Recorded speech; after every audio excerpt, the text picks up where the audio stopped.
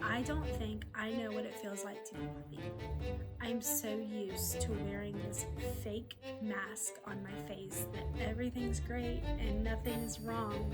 And to this day, I'm still working through, do I know what's real and what's fake? Hi, everyone. Welcome to Born Brazen, the channel that talks about what everybody's thinking, but nobody actually says. I'm your host, Holly, and I'm so glad that you're here with me today. Just a heads up, this is a part 2 episode. So if you haven't watched part 1, go on back to my channel and watch that part 1. You may get a little lost, a little confused here, just stepping into the second part. But hey, do you, man? I'm not here to tell you what to do. A couple of disclaimers and trigger warnings. Disclaimer: I am not a healthcare professional. I am not here to tell you what to do. I'm just here to give you my story and my opinions on the situation and how I'm moving forward each day. Trigger warning: there will be talk about mental health, substance abuse, child trauma. So listen with care. Again, welcome back. Thanks for joining.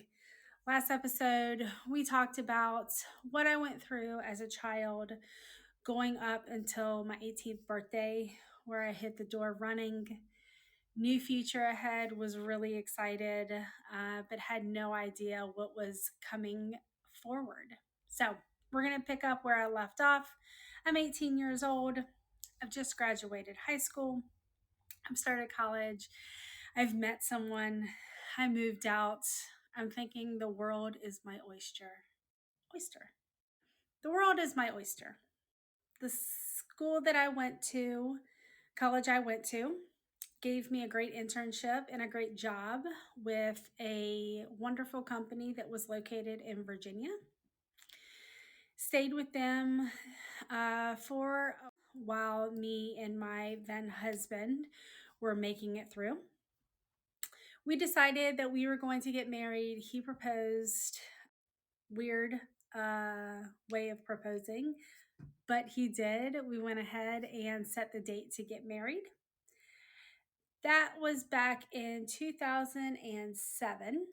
Now, mind you, as all of this is happening, my mom has now been picked up, if you remember, on that Most Wanted channel, having a warrant out for her arrest on writing fraud prescriptions. So she was actually picked up and she was in jail at this time. So, as I'm getting ready for my wedding, as I'm getting ready for all of the things that come around the wedding, I then have to go to jail to try to ask them, to go to court to try to ask them if I can have my mom out for one day to watch her only child walk down the aisle. Long story short, that was denied. They did not trust, I guess, me or her to stay out of jail for one day and then to bring her back in. So that was sad, unexpected that my mom wouldn't be there for my wedding. Oddly enough, always thought that she would be there and cause chaos. Totally prepared for that, not so much prepared for the fact that she wasn't even going to be there. But either way, wedding went off. My dad was there. It was a very nice wedding. Really enjoyed it. At that point in time, my ex husband had a job that wanted to transfer him back to his hometown, which was in Massachusetts. He asked me how I felt about it. I said I was ready to go. So we up and moved to Massachusetts from Virginia. Brand new place, really excited. Little did I know what future lay ahead. I found out on my way up that I was pregnant. How did I find this out? Is I got car sick. And I was a traveling fool. I never was car sick before. But here I am now getting car sick just to find out that I was pregnant with my. Remember calling my dad devastated, crying that I was pregnant. He had some great words of encouragement, such as, I don't know what your problem is. He sat me down, talked to me, and was like, listen, you're halfway through your bachelor's program. You are married. You're living in a house. Like, you're set. You're good. So that was nice to hear, although still felt like I was a baby getting ready to have a baby because I hadn't even turned 21 yet. I actually had a huge party planned for my 21st birthday where we were going to go back to Virginia and have this huge party. Then found out I was pregnant, so I had to cancel those plans because obviously I couldn't drink while I was pregnant. Mm. Canceled those plans, but wouldn't give it up for the world. Had a little bit of a rough pregnancy, bleeding, hard to find his heartbeat. Actually, they induced my labor on April 15th of 2008.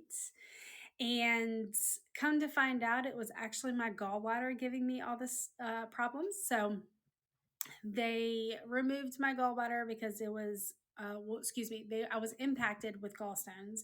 They had to induce my labor with the scare that it would rupture and I would then harm my baby. So had my son 4 weeks later, got my gallbladder removed. That was a lot of fun. Not even fully healed from a C-section because it was cesarean section. My mom was there for that, which was great.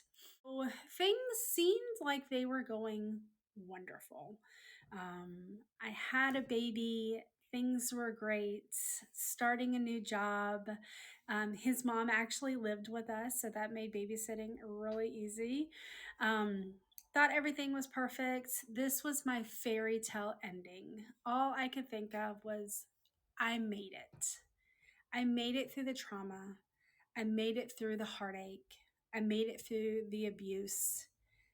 And look at me. I'm doing great. I have a husband. I'm living on my own. I have a child. I have a great job. Everything is going absolutely perfect. I made it out unscathed, or so I thought. It wasn't until after my son turned 1 that I realized how unhappy I was. Make a long story short, not put too many details out there. Me and my ex husband were much better friends than we were husband and wife. I made the decision to leave once my son turned 1 years old. Before anybody comes at me in the comments, it was a very hard decision. At this point in time, we were sleeping in separate bedrooms. I was sad all the time. I was tired all the time, depression. Things were just not well. And as one coming from a divorced parent, I always said, I am not divorcing. I'm not putting my child through that. But at the end of the day, guys, if we're being real, your pain and your heartache and your stress always comes out into your children. He's going to see that growing up. Kids are not dumb. Guys, kids are super smart. They see all of that. And so I made that decision after nights and days and months of crying and thinking about it that I was going to leave because it was best for not only me, but my son. So I ended up moving out, took him with me. We shared visitation. Obviously, I would never take his dad away from him. However, it was a rough road. I was now a single mom by choice, get it. But it was a rough road trying to navigate through life now as a single mom. As through any divorce, it gets really hairy, and didn't find out till much later that he was a bit brainwashing my son and making me out to be like a really awful human being. So there was a lot of turmoil there of him not wanting to come back when it was visitation time, ending at his dad's house. And so that made our relationship really hard. A lot of tears, a lot of crying, a lot of heartache, a lot of frustration because, mind you, I never had a role model for a mom. So my goal, my only purpose in life was to be a great mom. I wanted to have a great connection with my kid. I wanted to have a fantastic relationship. Wanted to be able to talk to him about anything and everything when puberty hits, all the awkward things. I just wanted him to feel comfortable to me coming, for him to come to me about it. And all I could see was this withering away right in front of my eyes when it was time to come home, and he get on the phone and go, "Mommy, I don't want to come home."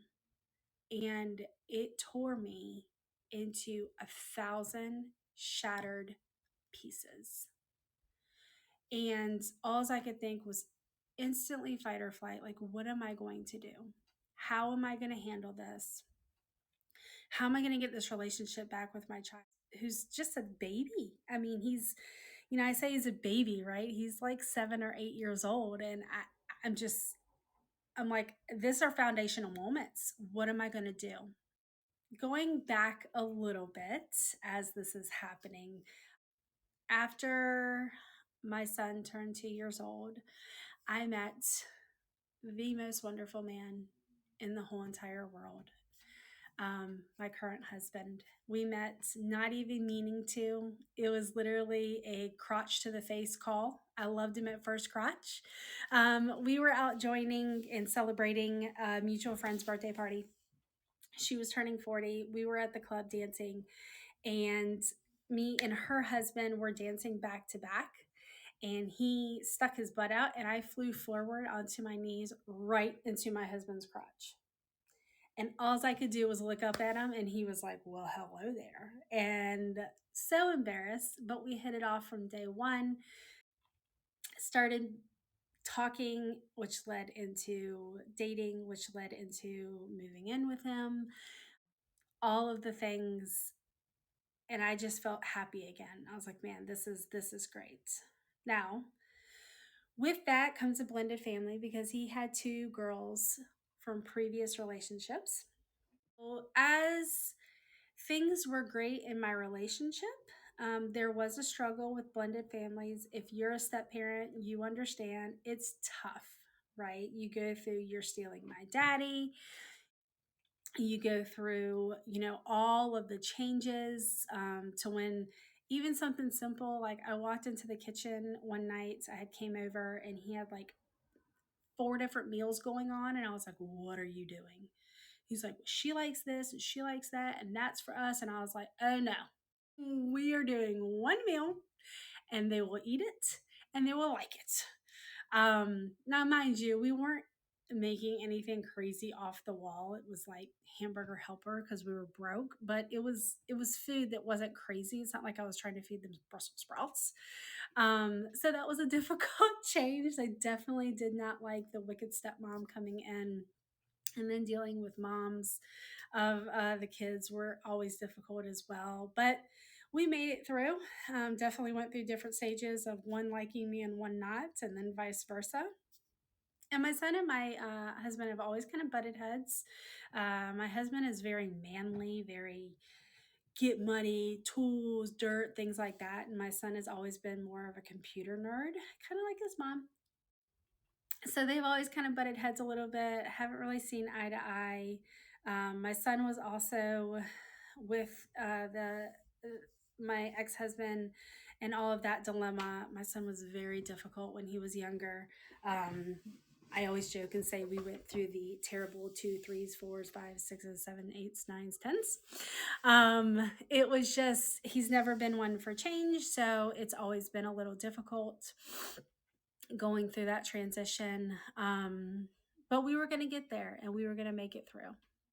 At this point in time, I'm 30 ish, mid 30s.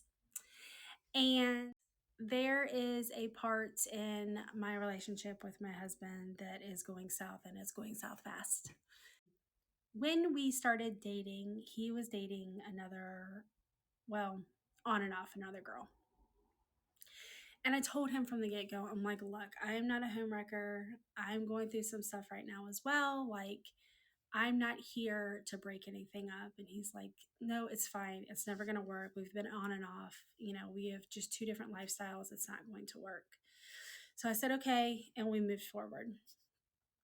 Now, about, I want to say 6 years down the road, we're still together. She reappears in our relationship at a really hard time. And I just realized that maybe him and I were not nearly as strong as I thought.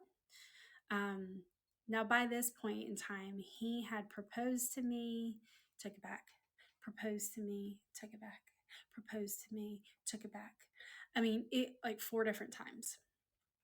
And so I'm feeling really insecure in my relationship. What's wrong with me? Right? Anybody who goes through trauma, it's always a what's wrong with me? What did I do? Why doesn't he want me? Why doesn't he want to marry me? I don't quite understand.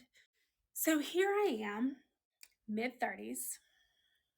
I have thought from here, I have been unscathed from my childhood. I'm fine. I'm not a serial killer, right? We all know I'm a big true crime fan. So you always think mommy issues, daddy issues. I'm not a serial killer. Like, I'm totally fine. I'm good. I was so far from that, you guys. It was not even funny. Never been through counseling before, never talked about what was going on in my life and really processed that trauma.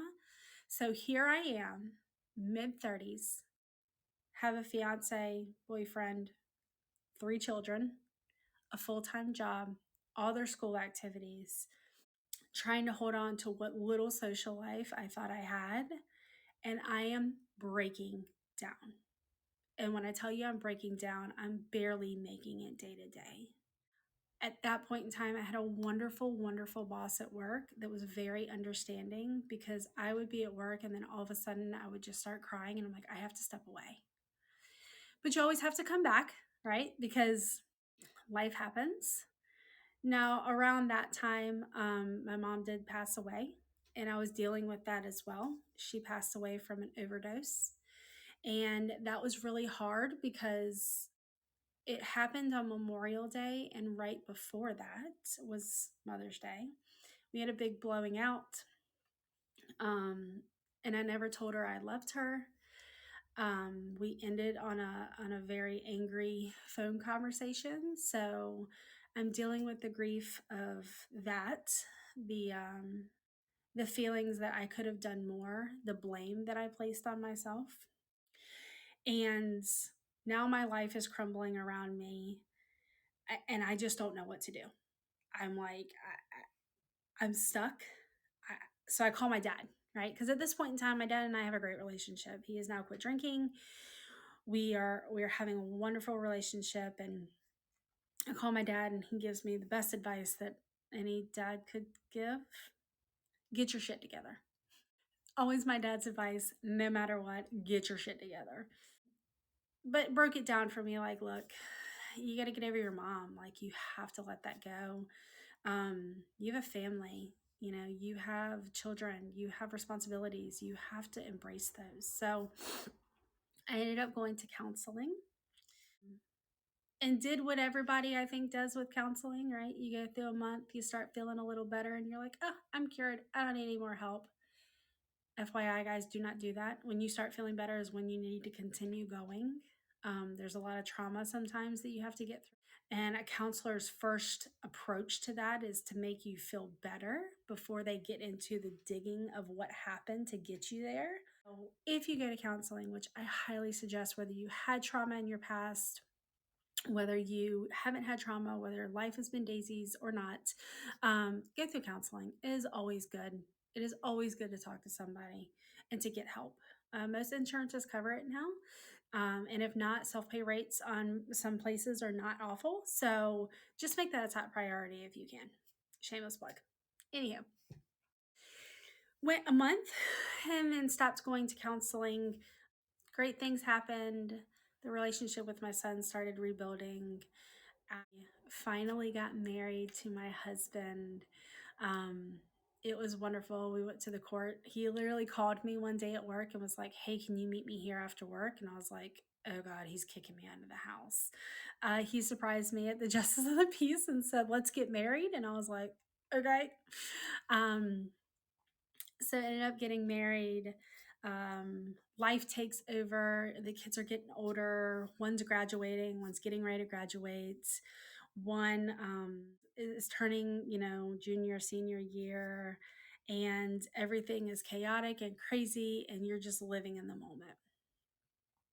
And then health problems come along. The fact that your kids are graduating and moving out is coming along. And here recently, I've really been struggling again with mental health. I went depressed. My anxiety level was overwhelming. I had been on medication. They prescribed me medication for my anxiety and depression. It wasn't helping like I thought it should, or like I thought it was, more I should say. So recently have went back to the doctor to talk to somebody. They did diagnose me with PTSD, um, and asked me if my previous medication was working. And that's when I really came back full circle to my childhood. And I said, I don't think I know what it feels like to be happy.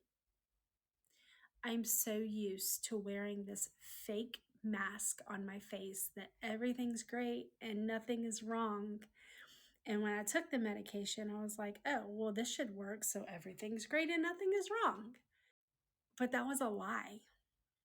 And to this day, I'm still working through how do I know what's real and what's fake? How do I know when happiness is true? Or is this just my mask that I'm putting on that I've done my whole entire life? My recommendation to all of you, and this is a daily struggle that I go through. Again, they just diagnosed me with PTSD. We just started some new medications. My son is accepted into a college that he's going to, and we're getting ready to move into a different location into Florida. We're in Georgia now, we're moving to Florida, and he's going to be about 11 hours away. So that's really hard.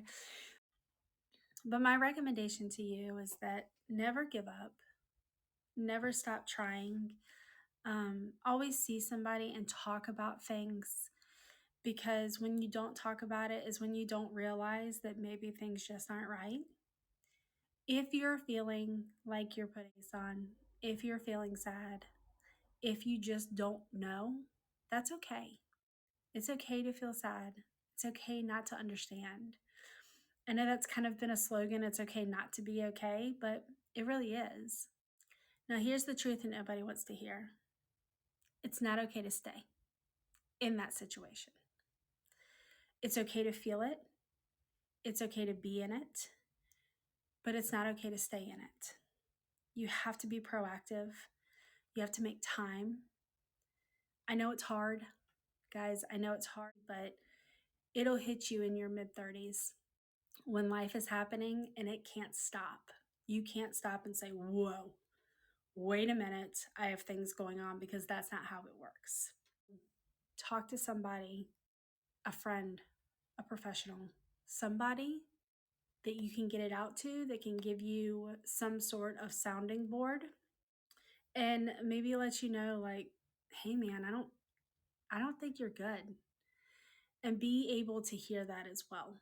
I don't think you're good, because that's going to step of, I need to go talk to somebody.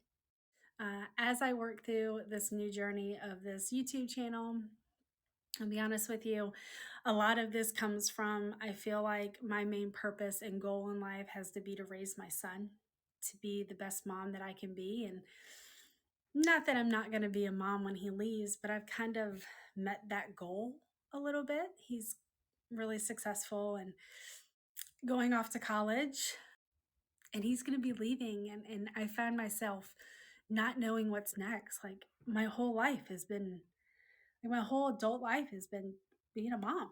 Like, everything stopped and I was a mom.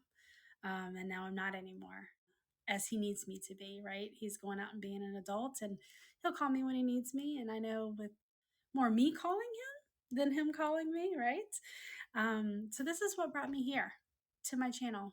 I feel like I have a story to tell and I want to help someone. I want to talk about the crazy things that people are like, I cannot believe she just said that. Like, yeah, girl, I said it and I'm going to say it again. So I hope you enjoyed this. I know it was a little hard, it was a little deep, heavy, if you will. Next episode obviously will not be as heavy. We'll lighten it up a little. But thank you again for listening. Thanks for coming on this journey with me. I'd love to hear your comments. I'd love for you to like, comment on it. Please hit that subscribe button and that notifications when these come out. Head over to my Instagram page at Born Brazen to see all of my crazy things that happen there, all the memes that I post, because they're all so funny. But again, Thank you for listening. Stay positive, stay brazen. See you soon.